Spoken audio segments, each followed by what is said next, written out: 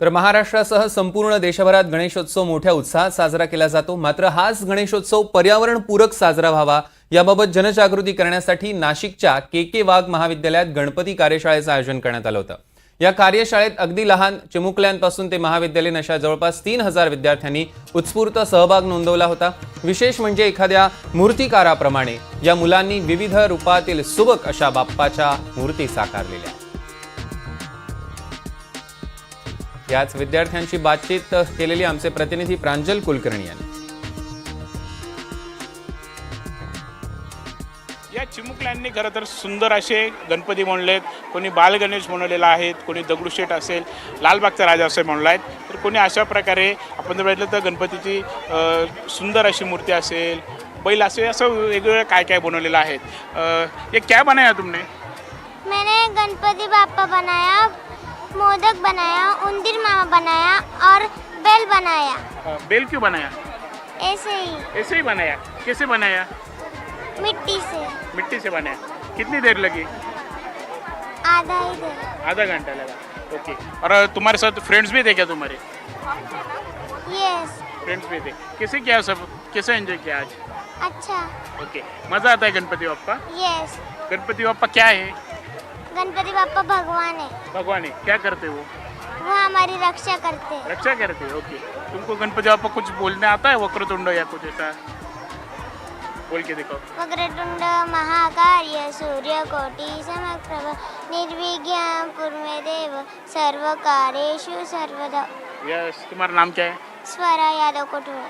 Which standard? 4th Neptune. लाडक्या गणरायाच्या आगमनाला आता अवघे काही दिवस हे बाकी आहेत आणि सर्वच जण खरं बाप्पाच्या प्रतीक्षेत आहेत। आपण जर बघितलं तर सध्या के कॉलेजमध्ये अशा प्रकारे बाप्पा साकारण्यामध्ये, मूर्ती बनवण्यामध्ये सर्व ही कॉलेजचे विद्यार्थी आहेत, ग्रुपने करत ते बाप्पा हे साकारतायत। कसं त्यांनी बनवलेलं आहे, कशी मजा येते, आम्हाला त्यांच्याशी बोलूयात। मला सांग, कसं पूर्ण हे गणपती बनवले आहेत, कोणकोणती गणपती सांग? आत्ता तरी असं गणपती असं ठरवलेलं नाही आहे। सगळ्यांना जे वेगवेगळे, आता इथे खाली घास दिसली म्हणून गायनी दुर्वा इथे जो ठेवला आहे, इथे यांनी वरती आमच्याकडे ब्रश होता म्हणून तो ठेवला आहे।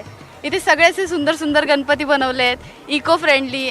हा जो उपक्रम आहे की शॅडो मातीने गणपती बनवायचा, POPचा वापर न करता, हा एक चांगला उपक्रम आहे जेणेकरून आपल्या पर्यावरणात कमी प्रदूषण होईल असं।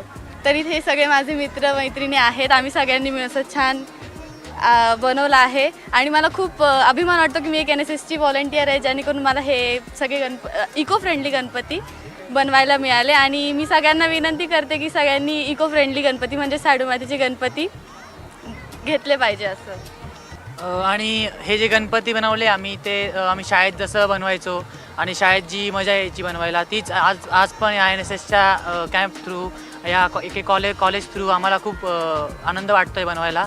आणि आता हे जे असे बनवून झालेले आहेत सगळे गणपती, आणि तसंच आम्ही सगळे विद्यार्थी इकडे आनंद घेतो। एकंदरीत आपण बघत आहोत की कुठेतरी हे गणपती ते तयार करतायत आणि प्रत्येकजण खरं तर एकच आवाहन करतायत की यंदाचा गणेशोत्सव जो आहे तो इको फ्रेंडली असा साजरा करा, पर्यावरणाचा ऱ्हास होणार नाही याची खरं तर सर्वांनी खबरदारी घ्या। कॅमेरामॅन विकी पवारसह प्रांजल कुलकर्णी, NDTV मराठी, आशा।